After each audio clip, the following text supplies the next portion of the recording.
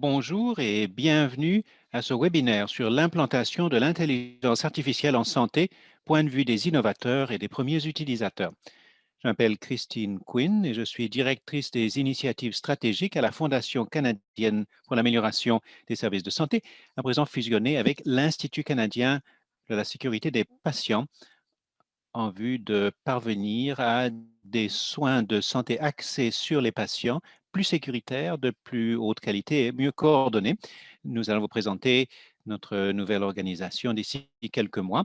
Je me trouve à Peterborough et je reconnais que je me trouve sur le territoire traditionnel des peuples Mississauga et Anishinaabe et je suis reconnaissante envers nos Premières Nations pour les enseignements dont nous avons bénéficié de leur part.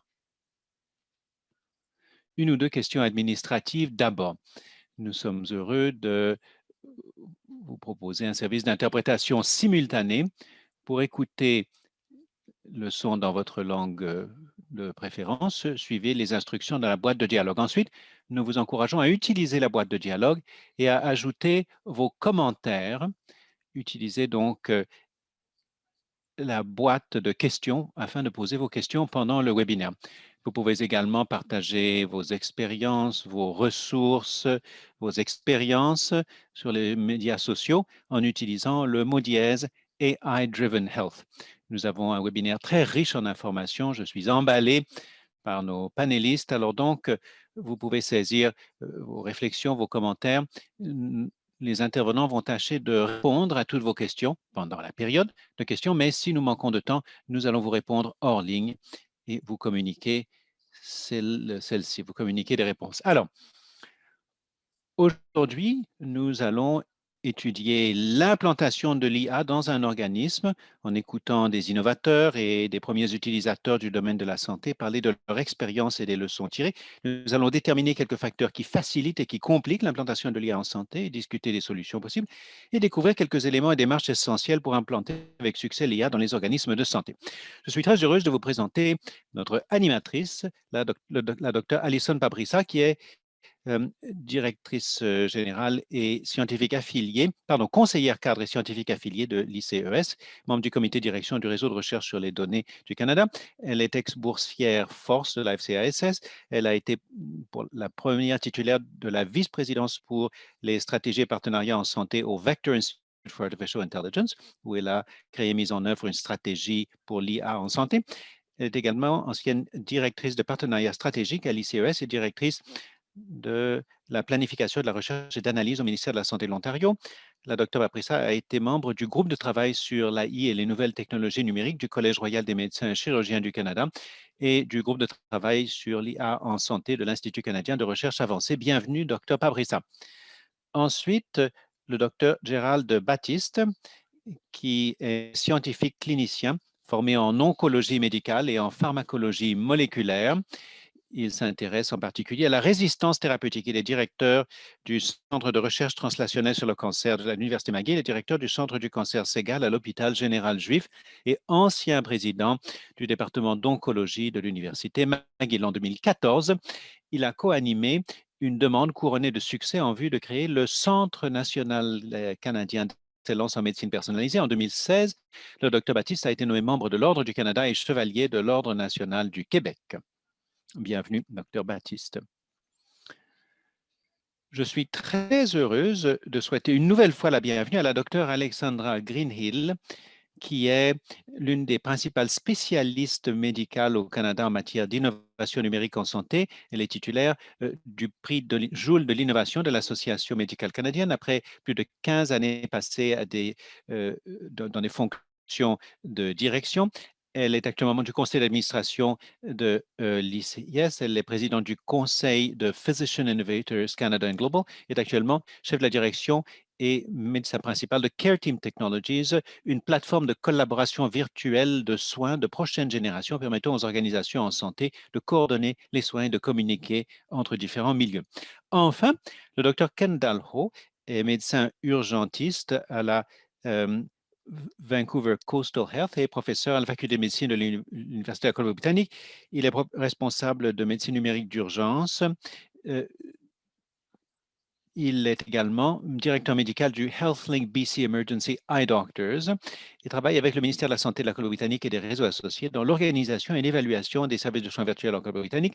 Il mène également des recherches en santé numérique sur l'emploi novateur des ordinateurs, téléphones intelligents, capteurs et appareils portables, ainsi que l'analyse des données en santé pour soutenir la prestation de services dans la santé afin de permettre aux citoyens et aux patients de parvenir à une santé et un bien-être optimaux.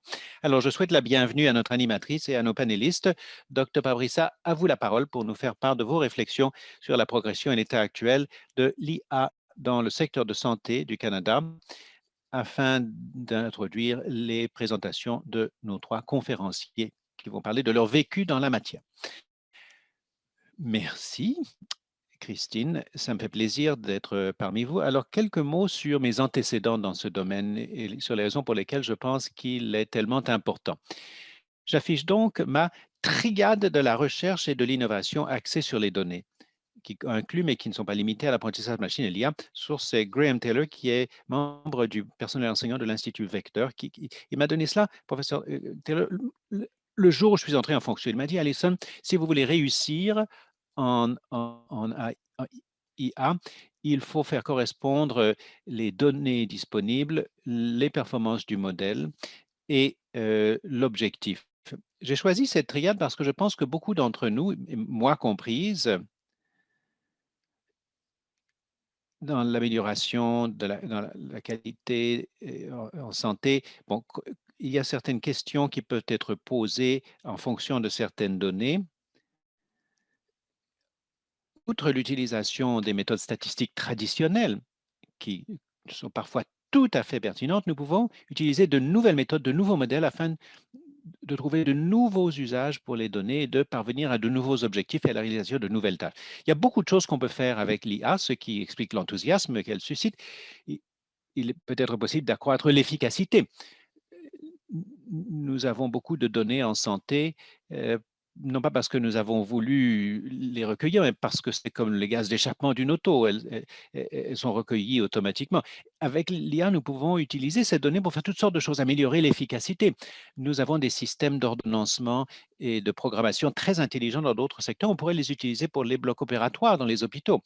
L'IA peut également servir à améliorer l'efficacité des interactions et à les personnaliser. Un exemple qui m'a beaucoup inspiré, à l'hôpital Holland Bloorview, il y avait un jeu. On a utilisé un jeu pour aider les enfants qui étaient en réadaptation après des lésions à l'épaule. Leurs bras se transformaient en rayons laser, alors ils pouvaient zapper des extraterrestres. Et alors donc, il surveillait les enfants qui rataient le plus de cibles et leur donnait davantage d'exercices musculaires pour renforcer leur capacité et leur réadaptation. Donc, c'est assez cool comme application, n'est-ce pas? Et puis enfin, il y a la possibilité de dépister de nouvelles tendances que l'être humain ne pourrait pas repérer. Par exemple, l'IA peut être utilisée dans une unité de soins intensifs pédiatriques pour déceler l'arrêt cardiaque 5 minutes plus tôt qu'un humain pourrait le faire en repérant des signaux que les humains ne pourraient pas repérer et en donnant des alertes qui parfois peuvent sauver des vies. Alors donc ça, c'est vraiment formidable. Cette triade, je l'adore, j'espère qu'elle vous plaît aussi. Mais la triade n'est que le début. Voici une publication dans Nature, animée par Anna Goldenberg à SickKids et directrice adjointe des recherches à l'Institut Vecteur. Si on songe à la triade dans le contexte de tout ce qui doit se produire, cela nous amène peut-être à la deuxième des 7 étapes qui sont présentées sur ce graphique que je vous inviterai à revoir après le webinaire. Parce que le simple fait de prouver que quelque chose est possible, ce n'est pas la même chose que de le mettre en œuvre à grande échelle. Dans cette figure, les petits personnages sont censés être représentatifs. Vous avez peut-être un petit nombre de personnes, mais il faut une équipe pour parvenir aux résultats prévus dans cette triade. Et plus vous passez de quelque chose qui est prometteur au stade de la recherche, au stade précoce, lorsque vous vous approchez de quelque chose qui est mis en œuvre et maintenu en application, vous avez besoin d'un nombre croissant de personnes. Trois tiré du symposium de l'Institut Vector Security sur le déploiement de l'IA en santé. Les conclusions complètes sont disponibles sur le site web de l'Institut Vector, mais j'ai résumé les grandes conclusions qui ont été évoquées par des intervenants, surtout venus d'Amérique du Nord, pour parler de la mise en œuvre de l'IA. Tout d'abord, tout ce que vous introduisez avec l'IA s'inscrit dans un contexte existant. Il ne s'agit pas d'une table rase, il y a des outils existants, des pratiques existantes, et ce que vous introduisez doit respecter cela et s'y adapter. Ensuite, la planification du cycle de vie. Il faut se rendre compte qu'il y a une grosse différence entre prouver que la triade fonctionne dans un milieu de recherche, d'une part, et d'autre part, la mise en œuvre et la tenue à jour. Enfin, et ça, c'est peut-être ce qui est le plus important de mon point de vue, toutes les mises en œuvre réussies, elles ne l'ont pas toutes été réussies, mais sont rendues possibles grâce à la direction conjointe des activités de la recherche. Alors donc, un sommaire des parties prenantes qui doivent participer. Et cela vous indique la complexité. Tous ces points de vue doivent être pris en compte.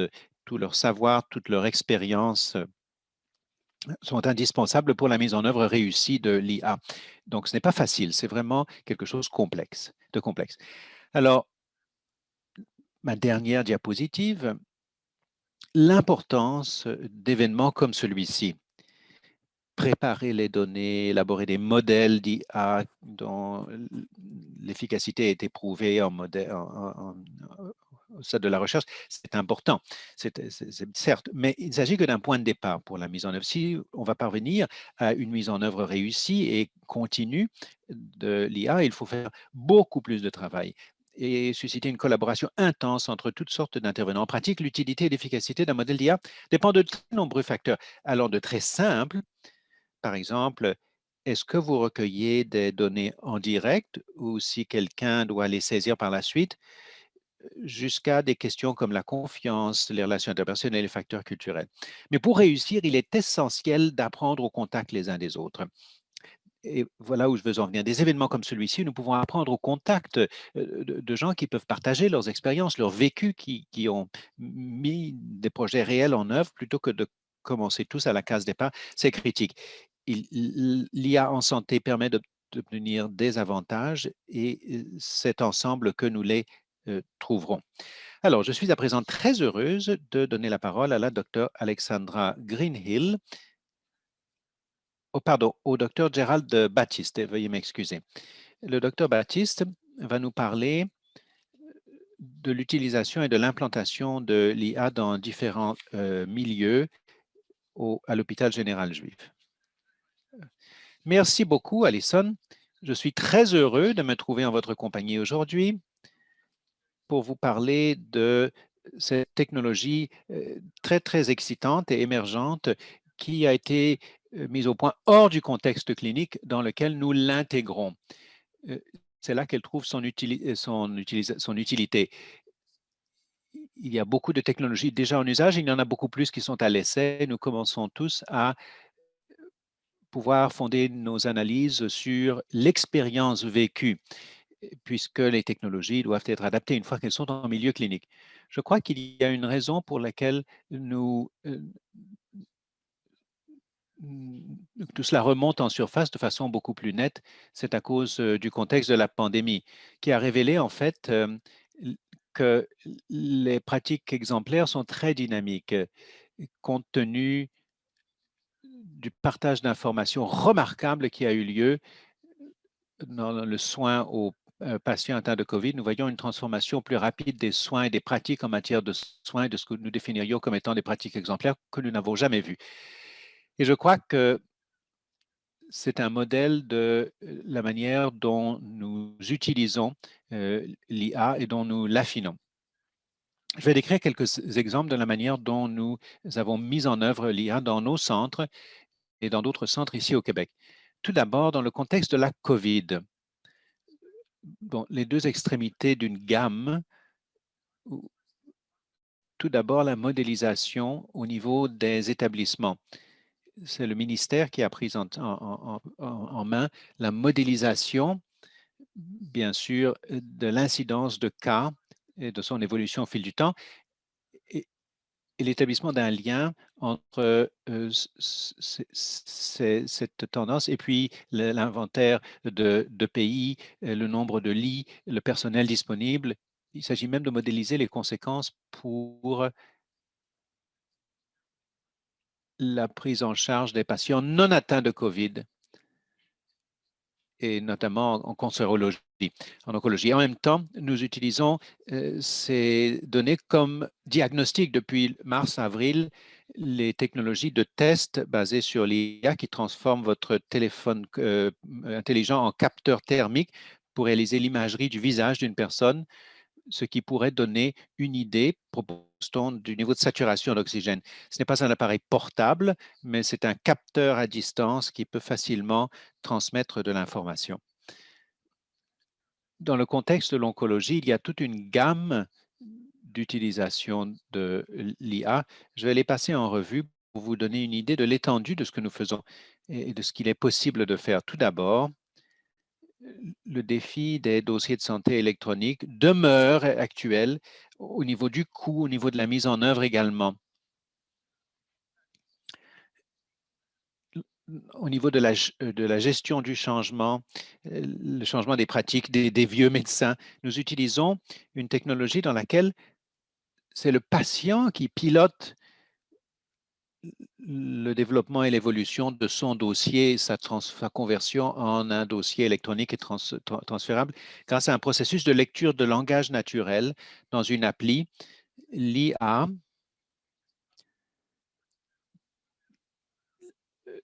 à partir du téléchargement d'éléments du dossier médical, l'IA voit ce qui manque et interroge le patient pour qu'il ajoute davantage d'informations. Cela permet de créer une trajectoire et de donner aux patients les moyens d'avoir une meilleure compréhension de ces maladies et de répondre aux questions qu'il est susceptible de se poser et de l'aider à relever les difficultés qu'il est susceptible de devoir surmonter. Cela permet également de créer une communauté de pratique avec cette appli destinée aux patients, permettant de trouver d'autres patients ayant le même diagnostic, parvenus au même stade et recevant même le même traitement, ce qui permet de partager de l'information sur une même base. Par ailleurs, et ça c'est très important, cela nous aide de façon très dynamique. Nous avons des données très étonnantes qui datent de 2 ans qui montrent que les patients peuvent, si les patients peuvent communiquer des symptômes en temps réel entre 2 visites sans attendre le prochain rendez-vous, une structure humaine en place pour répondre à ces symptômes. Si l'on le fait, on peut avoir un impact sur la survie humaine. Et la survie globale des patients et le taux de survie global, au moins dans cette étude-ci, portant sur plusieurs patients atteints de cancer à métastase, l'augmentation du taux de survie était suffisamment significative pour parvenir aux avantages de certains agents immunothérapeutiques nouveaux parmi les plus intéressants. Donc, le simple fait d'avoir une communication avec les patients qui permettent aux patients de signaler leurs symptômes en temps réel, cela permet d'obtenir une amélioration de la survie aussi importante que certains nouveaux traitements. Et puis, bien sûr, la possibilité d'apparier les patients, comme on dit, présentant un profil spécifique, aussi bien au plan de leur situation clinique, mais également au niveau du profil moléculaire de leur tumeur, permettant de les attribuer à des essais cliniques ou à des médicaments particuliers. Ça, c'est une autre application de l'IA avec une appli sur laquelle nous travaillons qui exige, comme vous pouvez vous l'imaginer, une structuration approfondie des données. Bon, je vais conclure parce que je vous donne beaucoup d'informations.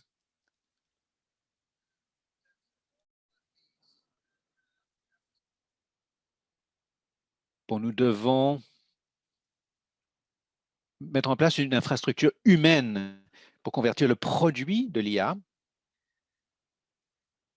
le produit de l'analyse par l'intelligence artificielle en soins optimaux. Par exemple, nous créons un algorithme que les patients en oncologie peuvent utiliser, ou dans n'importe quel domaine, un patient qui présente un nouveau symptôme frappant pourrait être orienté vers certaines informations spécifiques ou vers un soutien psychosocial ou un père ou une infirmière en recherche ou un médecin ou une clinique de soins urgents ou bien à la salle d'urgence. Et nous avons pu documenter une diminution considérable de visites à la salle d'urgence si l'on utilise ce genre de structure, mais il faut que chacun de ces interlocuteurs soit présent au bout du fil et soit capable de répondre. Donc, je pense qu'on ne peut pas utiliser l'IA de façon optimale sans créer une infrastructure humaine pour en convertir le produit en soins optimaux. Merci beaucoup. Je serai très heureux de répondre à vos questions le moment venu et je vois qu'il y a pas mal d'interventions dans la boîte de dialogue. Merci beaucoup, Dr. Baptiste. Je ne résiste pas à l'envie de dire que l'alignement entre votre conclusion et l'une des recommandations du groupe de travail de l'IA du Collège royal des médecins et chirurgiens est frappant. Il s'agit de songer à l'IA comme un membre de l'équipe. Il s'agit de compléter les capacités humaines.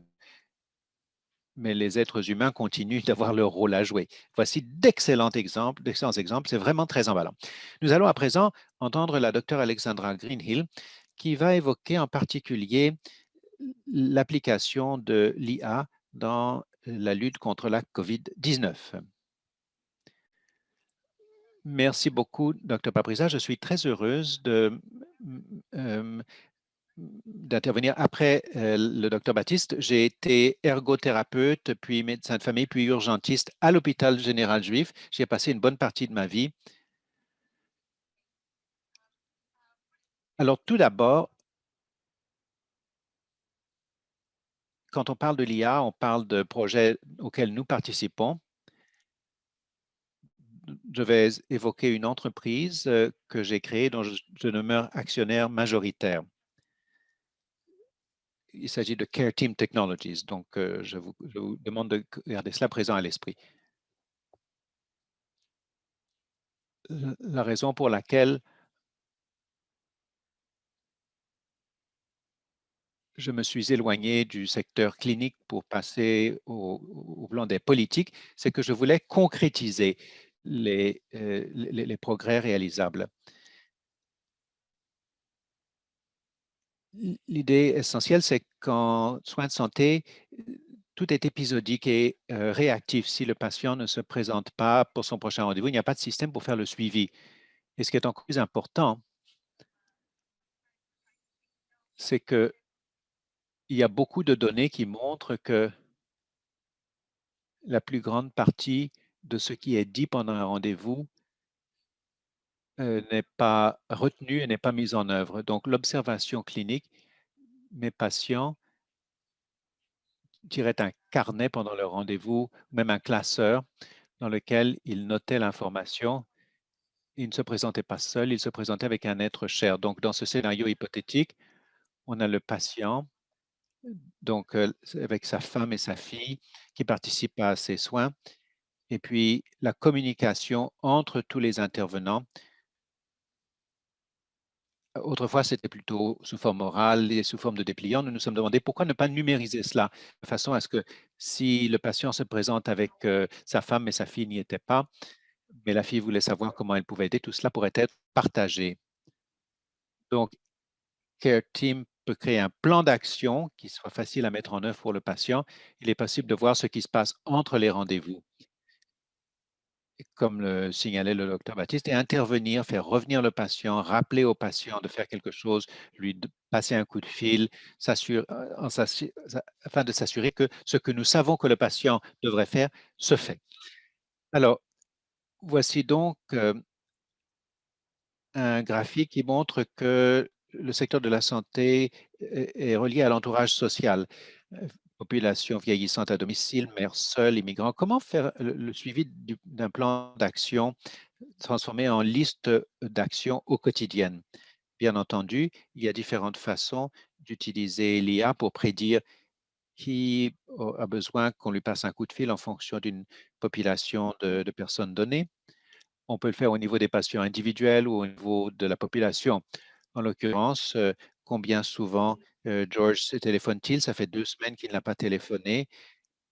Peut-être serait-il pertinent de lui passer un coup de fil. Ou si vous avez un nouveau patient qui présente les mêmes paramètres que George, comment pouvons-nous identifier cette personne d'emblée qui aura besoin de soins supplémentaires ou d'une communication plus soutenue qu'un autre patient?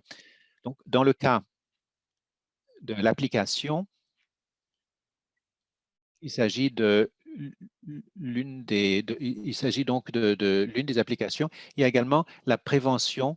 euh, de- il s'agit d'un projet donc à Vancouver pour identifier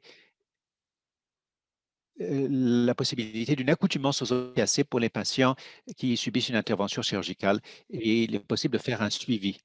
Alors, je vois quelques commentaires. Je suis désolé, c'est effectivement ma connexion. C'est là où il y a parfois un problème technologique. Donc,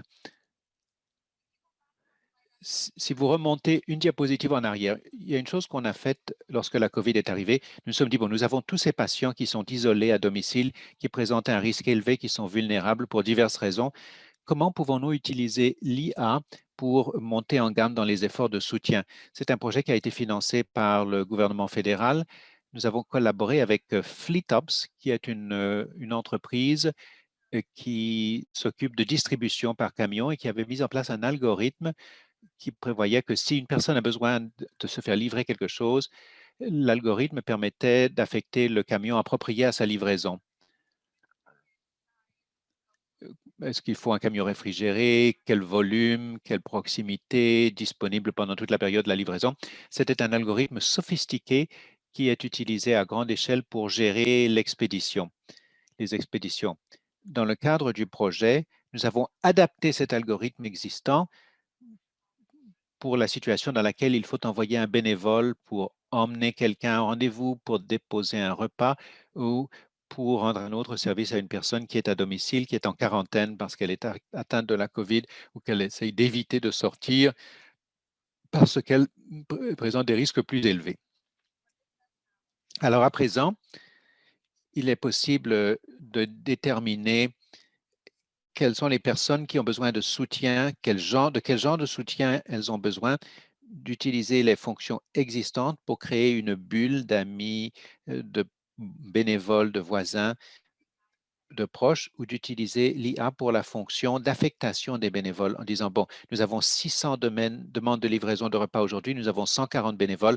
Comment est-ce que nous pouvons apparier les bénévoles disponibles et tout en s'assurant que l'expérience entière est efficace. Et euh, l'IA permet de réaliser un tel appariement parce que sinon, pour un être humain au téléphone, c'est trop compliqué. Alors, il y a certaines personnes qui ont adopté ces innovations. Il y a d'autres personnes dans la communauté qui n'ont pas des éléments de base comme un ordinateur. Donc, les coordonnateurs des bénévoles n'ont pas les technologies de base comme un navigateur. Mais il y a également la croyance que l'IA va éliminer l'élément personnel, va anonymiser, éliminer la connexion entre l'organisation communautaire et les personnes qu'elle dessert. C'est intéressant que la seule façon dont nous pouvons contrer cette croyance, c'est en donnant des exemples d'utilisation réussie, surtout des utilisateurs qui se sont vus épargner beaucoup de travail par l'IA et pour lesquels l'automatisation les a libérés pour passer plus de temps avec les personnes dont elles s'occupent. Et parfois, donc, les bénévoles téléphonent à quelqu'un qui n'a pas de portable, qui n'a pas l'équipement. Euh, on peut dédier des bénévoles qui téléphonent pour demander de quelle assistance la personne a besoin. Et ça, c'est intégré dans le système. Donc, tout le monde dans la communauté peut être servi, quel que soit son degré de connaissance, la technologie et ses moyens technologiques. Nous devons créer des solutions d'IA qui ne créent pas une distinction entre des personnes qui peuvent accéder aux services et d'autres qui ne le peuvent pas faute de connaissance de la technologie. C'est un excellent exemple de la manière dont des investissements dans les données et l'intelligence artificielle au plan fondamental peuvent avoir des conséquences dans de nombreux secteurs. Notre dernier conférencier, avant de passer à la période de questions, c'est le docteur Kendall Ho qui va nous parler de l'intelligence artificielle et de l'apprentissage machine en médecine d'urgence. Docteur Ho. Merci, docteur Paprissa. Alors, c'est un honneur pour moi d'être parmi vous. Merci de m'avoir invité. Je suis très heureux d'intervenir après le docteur Baptiste et le docteur Greenhill qui vous ont donné d'excellents exemples au niveau du système et au niveau de la communauté. En tant qu'urgentiste, comment pouvons-nous également utiliser l'IA pour soutenir les patients, surtout quand nous songeons à l'écart entre les soins actifs et les soins communautaires? Souvent, les patients peuvent peuvent passer à côté, passer entre les mailles du filet. Alors, diapositive suivante. Tout d'abord, je voulais vous présenter mon fils qui s'intéresse beaucoup à l'investissement euh, et à la bourse. Je suis un débutant. Il m'expliquait que ce sont les chiffres qui parlent. On ne regarde pas le cours des actions, par exemple des ratios, le ratio cours-bénéfice. Alors, il faut comparer le chiffrier de la compagnie, comparer donc les actions aux autres actions, euh, mais dans d'autres industries. Alors, je voudrais réfléchir à cela en disant, bon, bien souvent, nous recueillons beaucoup de données et nous avons la possibilité de recueillir encore plus de données. Comment pouvons-nous utiliser cela pour soutenir nos soins cliniques aujourd'hui, pour utiliser l'apprentissage machine et l'IA pour considérer ces données et recueillir, donc dépister les tendances dans ces données. La docteur Pabrissa a donné un excellent exemple dans les unités de soins intensifs pédiatriques, la détection des signaux 5 minutes avant l'arrêt cardiaque. Mais il y a de nombreuses occasions en ce genre. En voici un. Nous avons été financés pendant 4 ans pour étudier la technologie pour soutenir les patients atteints d'insuffisance cardiaque lorsqu'ils rentrent à la maison après l'hospitalisation. Si nous avions tous, si nous étions tous insuffisants cardiaques aujourd'hui et que nous étions admis à l'hôpital et que nous étions ensuite, nous devenions notre congé, 1 sur 4 ou 1 sur 5 serait réhospitalisé dans un mois, dans le mois qui suivrait. Cela a des conséquences énormes au niveau de l'autonomie des patients, au niveau de la prise en charge des maladies, au niveau du bien-être des patients et puis aussi pour le système de santé. Donc, nous avons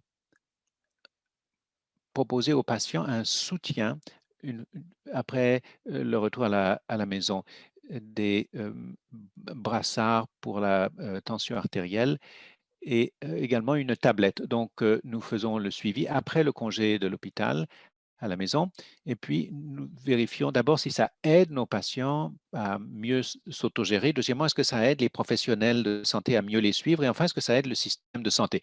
Nous avons constaté dans notre projet pilote dans 3 hôpitaux, nous avons pu réduire l'hospitalisation de 59%, réduire les urgences de 44%, réduire les coûts pour les patients et le système de santé de 33% et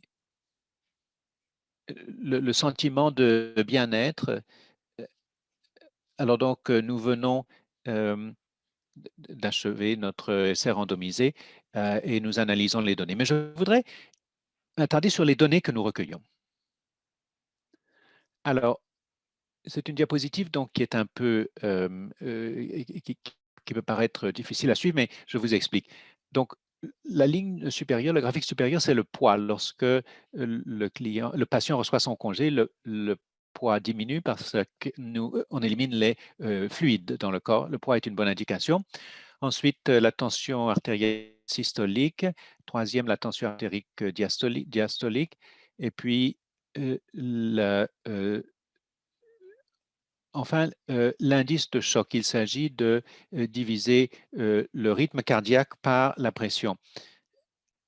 Dans le trauma, dans l'arrêt cardiaque, cela nous donne une idée de la gravité de la situation. Plus ce chiffre est élevé et plus il est probable qu'il y aura un incident. Également, Le carré bleu, c'est quand le patient dit « je me sens faible et fatigué ». Le cercle doré, c'est quand il visite son omnipraticien et le pentagone rouge, c'est le moment où il y a une insuffisance cardiaque. J'ai choisi un point dans le temps chez un patient. Vous voyez sur cette courbe bleue, alors qu'en général, la tendance est à la baisse du poids, mais ce jour-là, le poids était un peu récalcitrant. Il n'était pas prêt à descendre, mais la pression systolique est devenue instable, a augmenté ce jour-là, et le rythme cardiaque a également augmenté. Et en même temps, la saturation en oxygène fluctue, et enfin, l'indice de choc sur ce jour-là a atteint un pic. Il n'est pas étonnant que ce jour-là, le patient a éprouvé une fatigue. Vous voyez donc le point rouge juste à côté. L'indice de choc est supérieur à 1 et ce patient s'est rendu à l'urgence. Donc, quand on considère ces données, il ne s'agit pas simplement euh, bon, de faire une synthèse historique des données relatives aux patients, mais si l'IA, comme on l'a déjà dit, peut être membre de notre équipe et nous permet de démêler des données pour ce patient en particulier. Et si on considère toute la population de patients atteints de cardiopathie ou d'insuffisance cardiaque, cela augmenterait notre capacité de dire, nous devrions peut-être intervenir avant que le patient ne doive se rendre à l'urgence, ou encore mieux, intervenir avant que le patient n'aille voir son omnipraticien en utilisant le système de la docteure Greenberg afin de diminuer les facteurs. Diapositive suivante. Alors donc, nous avons appliqué ça, nous avons utilisé notre modèle auprès des patients atteints de MPOC et à l'heure actuelle, nous avons une autre subvention pour étudier la prise en charge de l'hypertension et la prise en charge des médicaments. Donc, nous pouvons superposer ces entités pathologiques dans notre analyse de données. Cette étude est animée par le professeur Tsoi à Hong Kong. J'ai eu le plaisir de travailler au sein de cette équipe. Il s'agit d'étudier de vastes bases de données, la base de données Sprint. euh, Il s'agit des lignes directrices en matière d'hypertension. Sprint est une base de données de 8000 patients atteints de problèmes d'attention artérielle.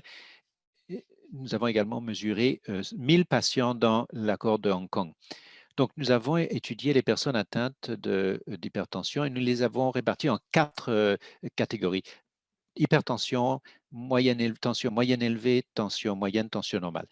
Et nous avons examiné les 25% supérieurs, le quartier supérieur. Il y a beaucoup de variations. Et donc, les chiffres élevés et bas varient beaucoup. Quand il y a des variations, cela peut entraîner un risque plus élevé d'ACV ou de crise cardiaque. Quand on les divise en quartiles, il y a 33% de haute variabilité de la pression artérielle dans cette catégorie. Alors, en divisant ce chiffre, nous pouvons rejoindre le tiers de ces patients que nous devons dépister. Alors, donc, nous appliquons le protocole d'apprentissage machine à ces 10 000 patients. Et nous avons constaté que lorsque nous faisons cela, nous pouvons repérer les 14%, non pas les 33%, nous avons réduit ça à la moitié, les 14% de plus haute VPA. Et parmi ces 14%, nous pouvons faire un dépistage beaucoup plus ciblé, un traitement beaucoup plus ciblé. Et on en revient à ce que disaient le docteur Baptiste et la docteur Greenhill. L'AI peut non seulement nous aider au niveau du traitement, mais nous aider à sélectionner la bonne population à dépister.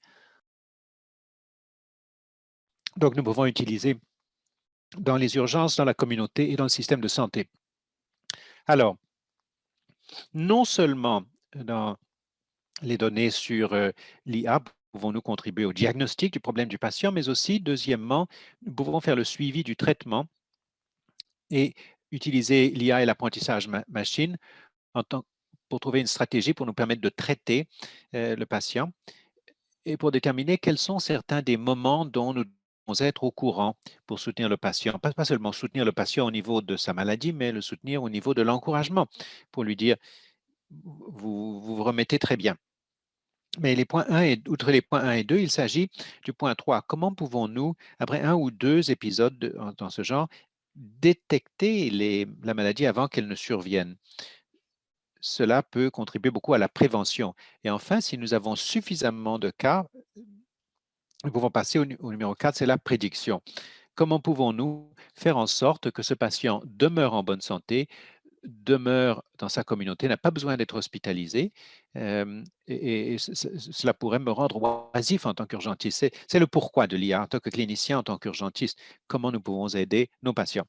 Donc, je voudrais remercier que, bon, je suis le porte-parole d'un groupe de personnes qui collaborent à ces projets. Je veux les remercier tous pour leur collaboration.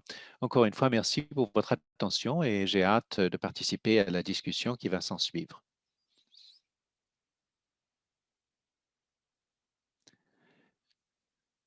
Si nous étions tous ensemble, nous applaudirions nos intervenants, mais ce n'est malheureusement pas le cas.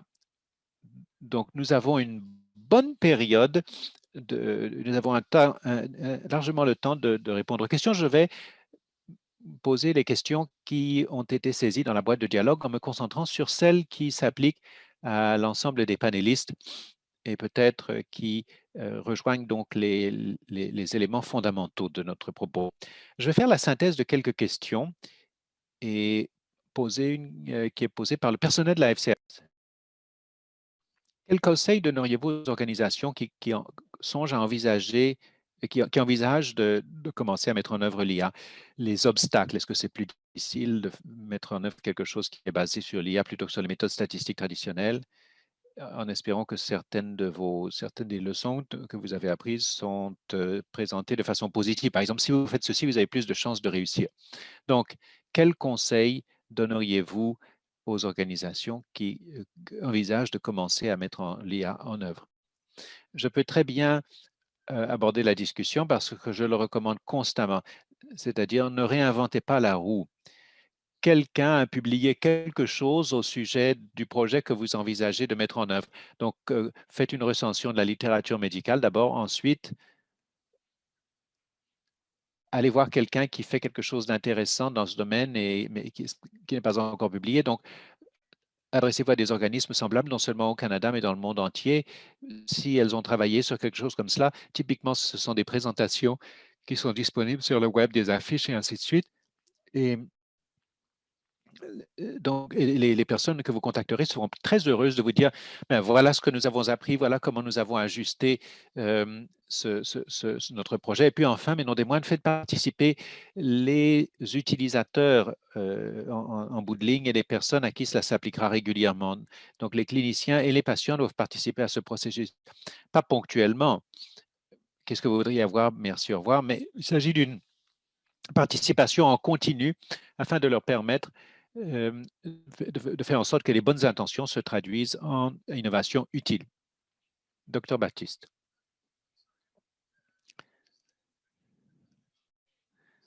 Bon, tout cela, il s'agit de conseils très pertinents. Je voudrais ajouter deux détails supplémentaires. Tout d'abord, même si on peut apprendre au contact d'autres centres, votre centre présente toujours des particularités lorsqu'il s'agit de la gouvernance, les aspects juridiques et les aspects déontologiques. Donc, vous êtes peut-être très, très enthousiaste, mais vous pourrez constater que votre comité de déontologie ne partage pas votre avis et que les autorités de tutelle de votre organisation s'inquiètent au niveau de la protection des renseignements personnels et du partage des données. Et ça, c'est vraiment un domaine qui évolue très, très rapidement, notamment dans le contexte de la COVID. Nous avons conclu une entente pour créer la plus grande base de données sur les patients atteints de cancer, atteints de la COVID dans le monde entier en une fin de semaine, fin mars, à cause de l'urgence, mais nous sommes fait une idée des difficultés dans le fonctionnement des différents centres de cancérologie répartis en Amérique du Nord et dans le sud de l'Europe. Donc, il vaut la peine de vérifier ces aspects de votre environnement. Et puis, un deuxième point, un élément très important de la santé numérique et de l'IA, l'introduction de l'IA dans un environnement, bien sûr, comporte la gestion du changement. Alors, il faut comprendre bon, qui sont les parties prenantes et je crois que la suggestion de la docteure Greenhill, l'importance pour le patient il faut tenir compte de l'importance du projet pour le patient. Ça, c'est très important parce que les patients peuvent amener les médecins à changer de pratique et d'attitude beaucoup plus facilement que leur patron. Oui, il s'agit d'excellentes observations, Dr. Baptiste, Dr. Greenhill. Je pourrais ajouter 2 points à à ces excellents éléments. Peter Senge évoque la manière dont les systèmes changent. Je pense qu'il y a 3 éléments qui peuvent déboucher sur une transformation des systèmes. Tout d'abord, il y a le fait de réunir les personnes pertinentes pour ce genre d'entretien. On en revient à l'introduction de la Dr. Paprissa, également à l'article paru dans Nature sur les populations appropriées, les parties prenantes, les acteurs. Ces éléments seront très importants. Mais ce sera très important également pour ce groupe d'avoir une conversation afin de créer un sens, de faire sens pour comprendre bon, quelle est l'activité dévolue à chaque partenaire, quel est son rôle, quels sont les acteurs, les intervenants.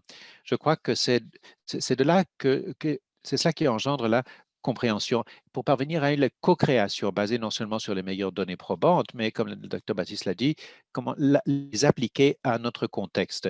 Donc, je crois que c'est très important. Et puis ensuite, il faut que nous nous regardions dans la glace, c'est-à-dire qu'il faut évaluer, saisir des données immédiatement. Ça, ce sera très, très important.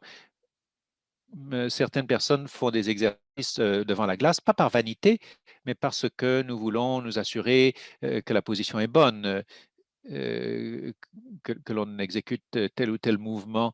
Euh, Par exemple, ma fille m'exhorte toujours à m'accroupir correctement pendant les exercices sous peine de me faire mal au dos. Donc, lorsque nous faisons notre PEA, il faut que nous nous évaluions en même temps. L'évaluation, c'est important au début et tout aussi important au milieu et tout aussi important à la fin, sous forme sommative. Merci à tous pour ces excellentes réponses. Encore une fois, j'apprécie beaucoup. Donc, la présentation positive. Alors, je pourrais interpréter l'une ou l'autre des questions qui ont été posées tout en prolongeant quelque chose dont tous les intervenants ont parlé. J'ai été très impressionné par le fait que le bon nombre d'exemples se situaient à l'extérieur des soins actifs. Les bon nombre des premières mises en œuvre de de l'IA étaient en milieu hospitalier à cause de l'abondance des données notamment. Donc, pour prolonger ce qui a été dit, ou donner des exemples complètement, implanter l'IA dans les communautés, dans des milieux peut-être aux ressources modestes. Je vois que la docteur Greenhill, votre micro est branché. Il s'agit d'un domaine qui me passionne.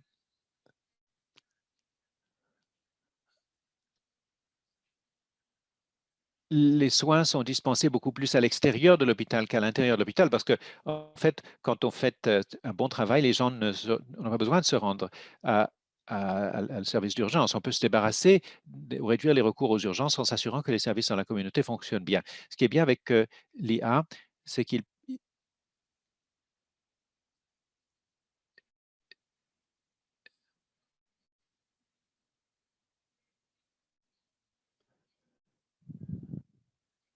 réalise des projets,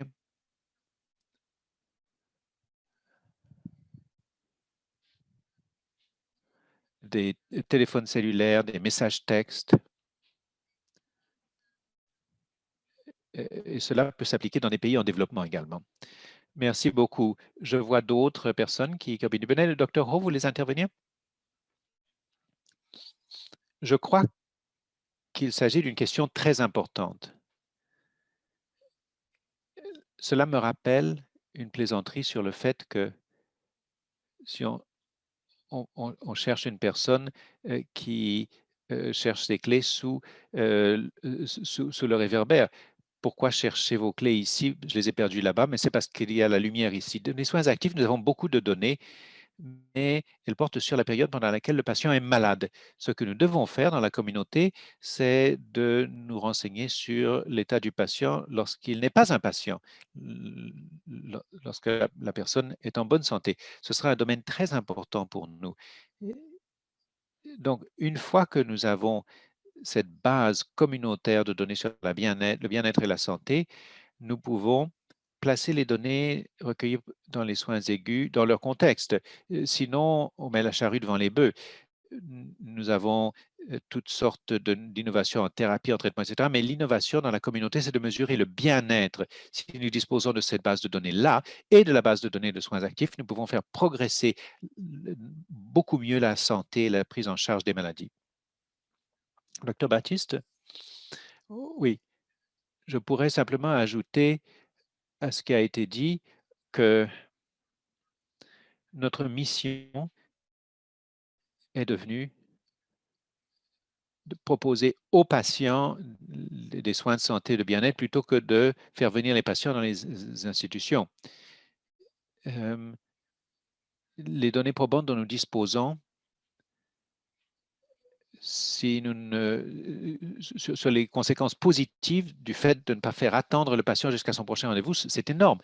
Je viens de co-rédiger un article qui est apparu cette semaine dans le Canadian Cancer Journal pour analyser, nous avons analysé le début du cancer du poumon, depuis les symptômes jusqu'à l'arrivée à l'hôpital. Nous sommes concentrés sur le retard de l'intervention chirurgicale. 25% maximum des patients atteints de cancer du poumon peuvent bénéficier de l'intervention chirurgicale. Donc, c'est 2 semaines dans l'établissement. Si nous pouvons accélérer tout cela, pourrait avoir un impact sur la survie. Mais c'est très loin de l'impact que cela aurait de faire passer le patient plus rapidement des symptômes au traitement. Et tout cela, ça se produit dans la communauté. Dans cet article, nous montrons qu'il y a des patients qui se présentent à l'urgence. Bon, ils sont peut-être plus sensibles à leurs symptômes ou leurs symptômes sont peut-être plus avancés, mais les patients qui passent par l'omnipraticien, la visite médicale, essaient d'un antibiotique, puis une autre radiographie et peut-être un scanner, ça prend plus longtemps. Nous avons donc beaucoup de travail à faire et ça, c'est un point faible, mais c'est là où nous pouvons améliorer les choses. Et c'est comme la docteure Grindel a suggéré. Donc, je crois qu'il y a l'IA à sa place pour accélérer ces processus. Simplement, si l'on génère des trajectoires, là, si on réalise la cartographie, comme nous le faisons dans tous les projets que nous entamons maintenant, ça, c'est un axe très important pour nous. Je voudrais reprendre certains des éléments de vos réponses. L'idée de l'engagement avec les patients hors du secteur de santé et avec le public, comme vous dites le docteur Audet, des gens qui ne sont pas encore des patients, qui sont en bonne santé. Alors, dites-moi ce que vous faites dans ce domaine. Comment vous communiquez avec les gens et quand vous le faites, qu'est-ce qu'ils disent? Est-ce qu'ils sont inquiets? Est-ce qu'ils sont dubitatifs?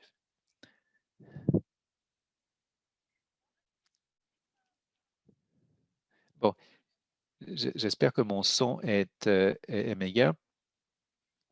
Ce qui est important, c'est l'engagement individuel et l'engagement social général. Parce que, bon, au cinéma, on entend parler de l'IA, d'IA devenue incontrôlable. Alors donc, est-ce que l'IA va nous interdire de commander une pizza avec double fromage à cause de notre cholestérolémie? Donc, ce qui est intéressant dans le soin de santé, c'est que les blagues, ça permet d'évacuer des angoisses, justement. Donc, les cliniciens, les physiothérapeutes, les infirmières, etc., sont beaucoup plus prêts à accepter certains de ces outils et posent toutes les bonnes questions. Est-ce que cela inclut des gens comme moi dans l'algorithme? Donc, on s'attend à ce que nous procédions avec prudence. Nous pouvons automatiser certains éléments, mais tout en conservant une participation humaine. J'ai eu ces entretiens avec des gens de tout milieu. Ils sont curieux, ils sont mobilisés. Et ce qu'ils veulent vraiment que nous fassions, c'est qu'ils veulent avoir un meilleur accès, une meilleure qualité, une meilleure innocuité des soins. Et l'IA est un outil qui peut nous permettre de mieux réussir dans ces domaines. Donc, un de nos projets nous permet de passer d'un délai moyen de 36 semaines après le diagnostic de cancer de la peau à 2 jours. les mélanomes changent de stade en 36 semaines. Et pourquoi est-ce que quelqu'un qui n'est pas au centre-ville de Vancouver a moins d'accès que quelqu'un ailleurs dans la province? La seule façon de faire monter en échelle notre capacité de soutenir les patients, c'est en utilisant des algorithmes, en prenant une photo de la lésion, en se disant, est-ce qu'il faut qu'il y ait une biopsie? Est-ce qu'il faut envoyer ça d'urgence? Mais en général, la réaction du public, c'est que oui, nous voulons cela. Dans quel délai pouvons-nous nous proposer ça? Pouvez-vous nous proposer ça dans notre communauté? Et puis, il y a la prévention d'autres types de cancers, de maladies cardiaques, en disant aux gens, bon, quelles sont les innovations qui sont les plus prometteuses? La médecine personnalisée dont parle le docteur Baptiste. Merci. Très brièvement, docteur Baptiste et docteur Ho, brièvement, je dirais que c'est là où notre réticence en tant que médecin et scientifique à parler au public nous dessert et dessert le public.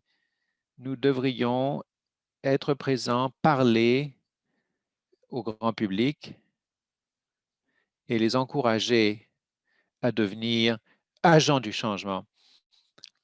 Les patients dans la communauté peuvent exercer une pression très, très positive sur la communauté clinique en vue de l'adoption d'innovation et du changement des pratiques.